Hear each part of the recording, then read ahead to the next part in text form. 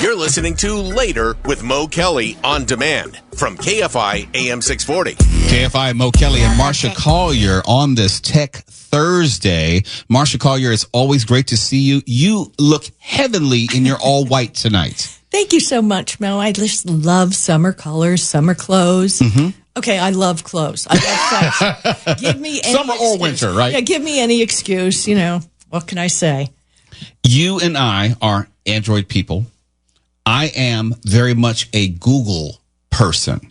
I used to set my calendar by October. Why is that? Well, October was usually their annual event for their new release phones and accessories. Maybe it would be a tablet or the Pixel Watch in recent years. They moved it up to August. It was August 13th this year. Why is that, Marsha Collier?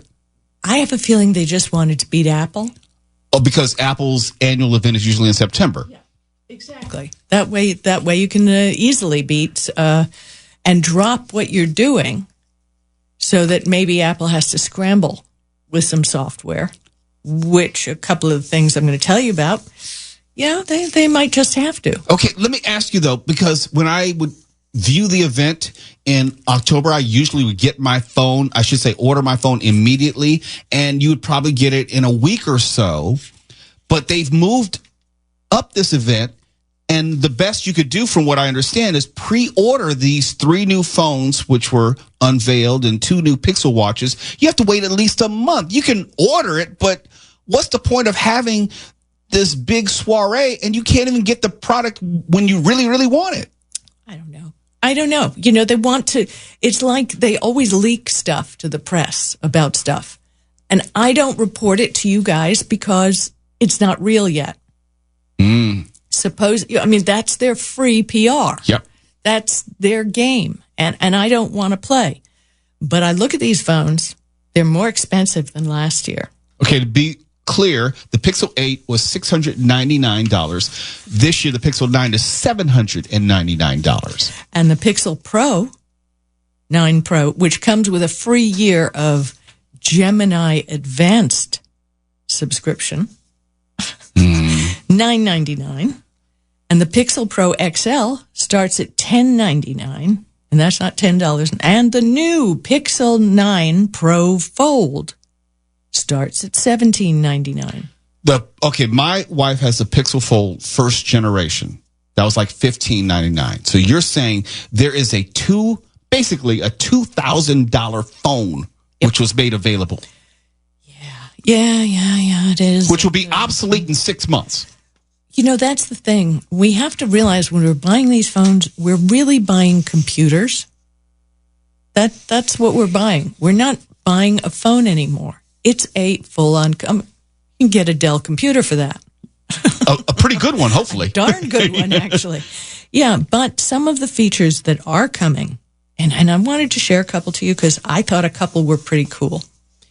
First of all, there's AI all over everything. It's like they just whitewashed all the products with AI. And there are people, according to some surveys, that 52% of people are more concerned than they are excited about AI. And when I read to you some of the things that they can do, one of the things that Google has done, which Apple can't do, is Apple clearly highly upgrades their hardware every year. Yes. You know, every year they put more stuff into it. Apple wants to keep up with the operating system that can go back a couple editions of phones. So the new software won't work back on a lot of phones. So Google, even though there's a 7-year update policy on the phone. At least for security updates. At least for security updates, because the technology that's in the hardware may not be able to support all the new features. And there are a couple features, I got to tell you. My favorite one, because I love taking pictures. I mean, it's not a computer to me. To me, it's a fancy camera. I take pictures of everything. It's called, the Pixel 9 is called Add Me. Have you heard of it? No, I have not. Okay. It lets you take a group picture of a bunch of people, but there's the person who's taking the picture who's not in the group. So you take the picture. And then you swap out a person and they take a picture with you. What? And the software intelligently combines both photos to make it look like the original photographer was there all along. Well, that seems like cheating. It's AI. I'm just trying to get used to Magic Eraser. Removing people and things from the background. I was writing my new book, and I'm afraid I actually finished, but I'm demonstrating Magic Eraser. And what I didn't realize when I sent the screenshots of the work that I'd done, they make such big photos. It adds so much data when you use the Magic Eraser. Yes, and it leaves kind of a footprint. You could tell, like, it almost like leaves the aura of whoever was there. Well, I don't know. I took the grand staircase at the Pantages Theater. Had people on it. In the book, I removed the people. And the last photo looked like the grand staircase at the Pantages without people. It can fill in all that missing information in the gaps. Filled it all in. It was amazing. And I took screenshots step by step. That's how I demonstrate things in my books, by the way, was with screenshots. Because I can tell you where something is, but it might move. But if you look at it, you'll know what to look for.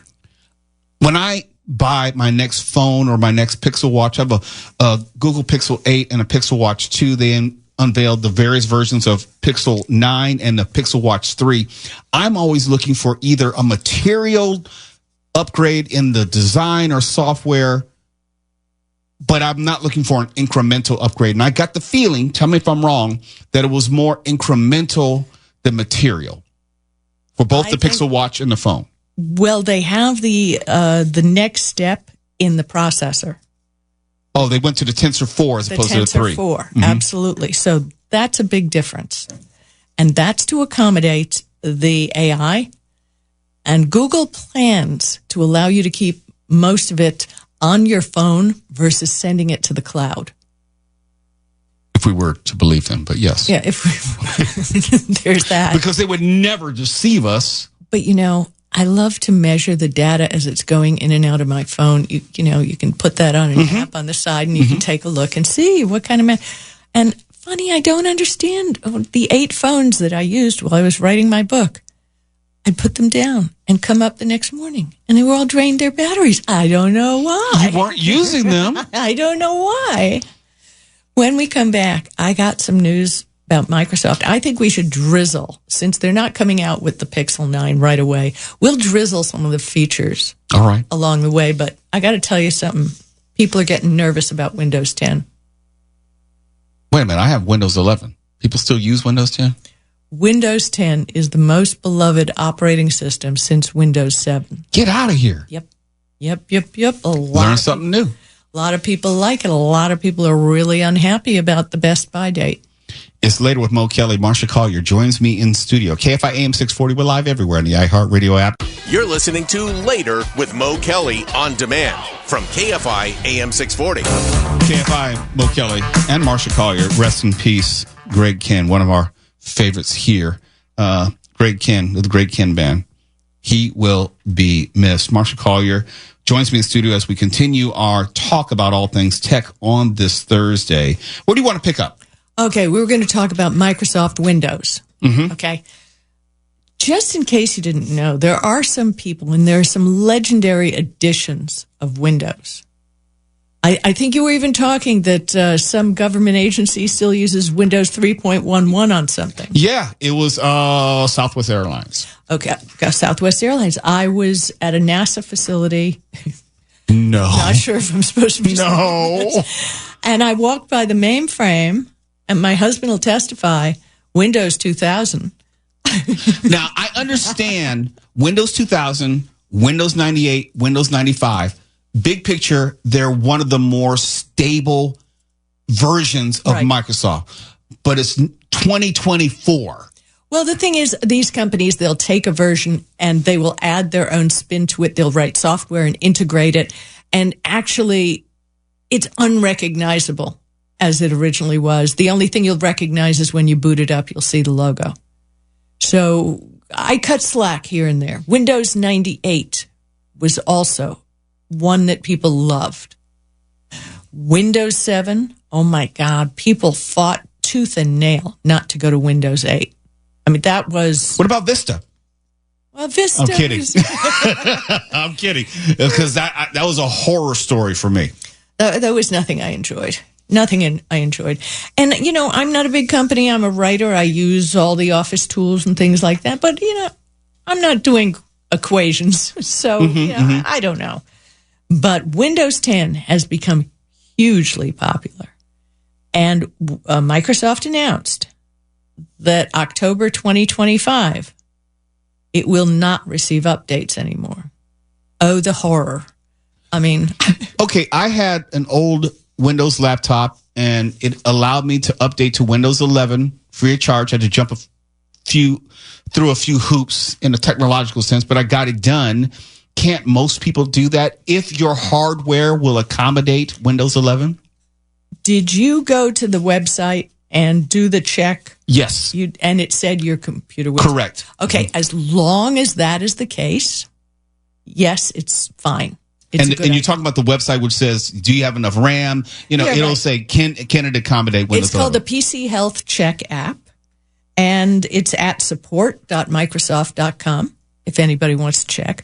Well, my favorite computer is a 27-inch HP all-in-one that I use once a week for podcasts, and I use it for bookkeeping.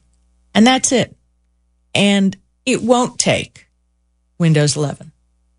And it just won't work. So what are we going to do? What are people going to do when they don't want to switch? Well, there was so much hue and cry from people who like Windows 10 that Microsoft decides they're going to do a subscription for security for businesses. Oh, gosh, everything's a subscription. Okay. So to get your security updates, because there are two kinds of updates you get on everything. There's feature updates and there's security updates. And then there's OS updates. Okay. So it just won't be getting any updates at all. And really the most important ones you're going to want on your computer or even a phone are security updates. Mm-hmm. So if you're a business, and I really, really hope you registered your software in your own name instead of your business. Tell them why. I know where you're going with this, but go ahead and tell them why. Okay, well, because it's going to be a whole lot more expensive if you're in a business. The pricing starts just for security updates at $61 for the first year. But wait, there's more. There's more. Double that for the second year to $122. And double that for the third year for $244 for businesses. That's a lot of coin. That's a lot. And you might as well just get a new computer at that point. Well, but that's the point. That's what they want you to do. The AI, the new computers, start thinking, which is why we were talking about the Pixel phone. I recommend everybody runs out because the price on the Pixel 8 and the Pixel 8 Pro is going to plummet. And that's a great phone. And it's not infused with all the AI. I have the Pixel 8 Pro. You have to asks permission before it's going to use it. Mm-hmm. So if you can, I can highly recommend that phone. And if you want to wait until things balance out on the AI. And that's why I was asking, are we talking about these material grade updates, or is it just incremental? You mentioned the tensor chip, but outside of that, we're talking more about AI than anything, it sounds like. Yes, because that's the buzzword. Come on, Mo, you've been in marketing. Yeah. You got to have your buzzword. I know, and people want to feel like they have the latest and the best. That's in air quotes. And the latest right now and the best is considered to be AI, or at least that's where the industry is trending. I mean, I remember when, I won't say which phone company, wanted me to go downtown LA so I could test out the new 5G because it was so cool. I said, why do I have to go downtown? Kind of defeats the purpose of 5G. Well, because that's where they have it set up. And I said, hey, folks, you've heard this before. Go find someone who's young, who's... Right. Young and stupid. Young and stupid, yeah. And they did, Mm-hmm. She was very excited. You could see her blonde hair over the That Marsha Collier said that. I didn't say that. That was Marsha Collier. And my best girlfriend is a bleach blonde, and she's one of the smartest people I know. But anyway, back to Windows 11. They will have pricing for individuals who want to have the security updates, but I'm sure they're going to incrementally jump like they did there. And a funny thing that I read in Washington Post, I read their article about it, and one of the things they suggested, if you want to keep Windows 10, is subscribe to a program like I do, my favorite, and I've mentioned it before, Malwarebytes. Malwarebytes, yep. Mm-hmm. Because Windows Defender isn't going to defend anymore. Did it ever really? I'm being serious. Yes, it did. It used to be crap. Okay. Because I just remember a lot of stuff where it was like a sieve. But for about 5 years here, it was doing well. You could actually drop, I won't, because who knows if they'd ever be a sponsor, but Avast software. That just became too big for its britches. It infested your whole system. You couldn't get it off. Same thing with McAfee. Yeah, and McAfee was another one. Do you ever try and erase that from a computer? I can't say this. It'll be inappropriate to say, but it's like herpes. Yeah, it is like herpes. Yeah, it just kept spreading. But, they do that with these software. But Malwarebytes, I find to be clean. And I knew the founder when he started the company, only because I was young and stupid and I got a virus on my computer. And I called him, and he was the guy that answered. He sat on the phone with me for 2.5 hours and running me to all these websites with his advanced technology, coding and stuff. And I learned, and we got rid of the virus. But from that day when I knew that the guy who started the company would spend that much time on the phone with me, I knew there was something different. And they're still doing better than ever. They have packages for 3 computers, and they have one for phones, too. So if you've got an older phone and you want to keep it even longer, you can put Malwarebytes, which detects Trojans. It detects if you go to a website that's dangerous. These software are important. I love how you make it simple, digestible, relatable, and understandable. Marsha Collier, it's always great to have you. And next week, I'm quite sure we'll get more of the same. Maybe a little different. Okay. I'll see you soon. See you soon, Mo. You're listening to Later with Mo Kelly on demand from KFI AM 640.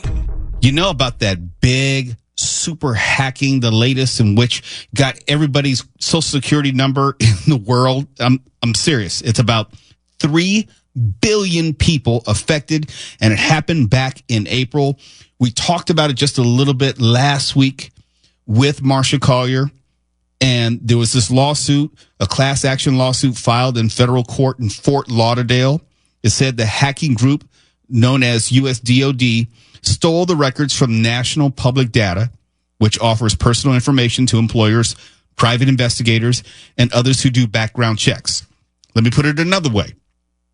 If you've ever applied for a job and someone's run a background check on you, checked your social security number, checked former employers, that information was made public. And how many times have I said, just assume your information is out there? This is proof positive that your information is out there. I was saying that you might as well assume and act accordingly. This is just verifying what I've always said. And this hacking group, USDOD, reportedly tried to sell the data for $3.5 million. You think, sounds kind of low, but I guess they weren't trying to get greedy. But instead of being able to sell it, they've posted it for free on an online exchange for stolen personal data. So your social security number, your personal information, which is probably in this trove of 3 billion people, was made available online for free. And I've long said the social security number is not the thing anymore. It's because it's more like your medical records, that type of data. But your social security number is out there. Some 3 billion records containing personal data from people living in the U.S., Canada, and the UK. Several news sites have had access to the data, and reported that it seems to be legit. National Public Data has not responded to the numerous media requests for comment. But you may wonder, and there are different ways that you can find out whether your social security number, whether your date of birth, address, phone numbers, all that identifying information, you want to know that it's out there. Well, the people at cybersecurity firm Pentester, Pentester, they've compiled a database and made it searchable in seconds. And they sell a $19 monthly service to clean up your online footprint of exposed usernames, passwords, addresses, and more. You can do that, and you can get mad when you find out that your information is out there, or you can just listen to me right now and assume as such, and then act accordingly, and then make your next steps. Change your passwords. Obviously, you can't change your social security number, but you can always limit to whom you give that information. Like, I don't give out my social security number. The only people who have my social security number, job, can't get around that because I want to get paid. Doctor has that. That's how they connect the medical records. But other than that, I don't give out my social security number, not for utilities, not for anything. And even still, it's probably out there with this hack. Okay, if I wanted to know Mark Ronner's social security number, I know where to get it now. You know, you don't have to be familiar with the Stanley Milgram authority figure experiments to know that you're constantly asked by people to identify yourself by your social security number. Right. You can just say no. No. And I didn't learn that, I want to say, into my adulthood. I wish I would have learned it earlier, but you know, I grew up in an age in which there wasn't an internet. You didn't get to learn a lot of these things. And we didn't know that the internet was going to be so heavily dependent on social security numbers. We're allowed to say no? Not you. Never you. Yeah, just no. Yeah. If your name is not Elmer, you can say no. For my phone company, I just did it today. I gave them my social. Oh, you'll learn. You'll learn. Yeah, you can just say, I'm not comfortable giving that information, especially not over the phone. And they always have backup ways of identifying you. They can ring you back. They can give you a number to call. It doesn't matter. You can always say no to that. But you, Elmer, can never say no to us. If they have your social security number, the most they should ask for is the last 4 digits of your social security number. Mm-hmm. The most. And beyond that, I ask, you know, is there something else that I can give to verify my identity? And you should know what type of information they have, be it street address or something like that. Your safe word. Yeah, right. There's usually a password which is connected to it, to a lot of these accounts. Yeah, there are any number of ways. And a lot of places, when you first sign up for them, you can give them like your pet's name, the first kind of car you ever had, whatever. They do not need your social. And it's a lie that they keep telling because, again, there's value in that social security number because they can sell that data, legally sell that data to other agencies, credit bureaus, whatever. It's a little bit terrifying. And I honestly, at this point, don't know how much damage somebody can do to you if they have just your social security number. I never give it out unless I absolutely have to, but I guess we're all going to find out now. Well, this goes back to also what Marsha Collier was saying last week as far as credit freezing. So people cannot open up accounts in your name or get credit in your name. That's what I do. I just freeze it so you can't check my credit. You can't go have a lender see if I'm a good candidate for a loan because my credit is frozen in that regard. And you can't, if someone were to get my social security number, they can't just open up a MasterCard account or a Visa account with using my social security number. I have the impression that people have more credit and more accounts of things than they really need. So I try to pare mine down.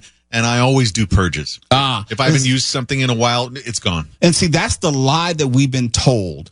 We've been told that to get credit, you need to have credit. And if you have more credit, you are more appealing to creditors. Like if you should keep a certain amount of balance in your credit card accounts, you have to have a long history of credit. It's a bunch of BS. We have accepted so much grift in the United States, just in our day-to-day lives. I'll tell you one secret. I use one credit card, and I pay it off every single month. That's what I use for my expenses, and it helps your credit to do that. Amen to that. And it's one of those lessons that I wish I would have adhered to in my 20s and 30s, because there was a credit card I paid off recently that I've been paying off for 30 years and hadn't even used it. You know, it's just you pay off the minimum amount and it just takes forever because you're paying like a 29% interest rate, APR. It's just a psychic weight that it's good to have off you. It feels great not to have credit card debt. Absolutely. Absolutely. So take that to heart, Elmer. You know, next time that you're asked for your Social Security number, I'm pretty damn sure they don't need it. Don't give it out willingly. They're not going to get it now. All right. Make them pay for it. Think of yourself as like a prostitute of sorts. Wait a minute. Where'd that come from? It's Later with Mo Kelly. When we come back, we're going to tell you about how Adam Sandler and Joe Rogan have reassessed the career of Will Smith post-slap. And we'll play for you what they had to say about what has happened to Will Smith since then. You're listening to Later with Mo Kelly on demand from KFI AM 640.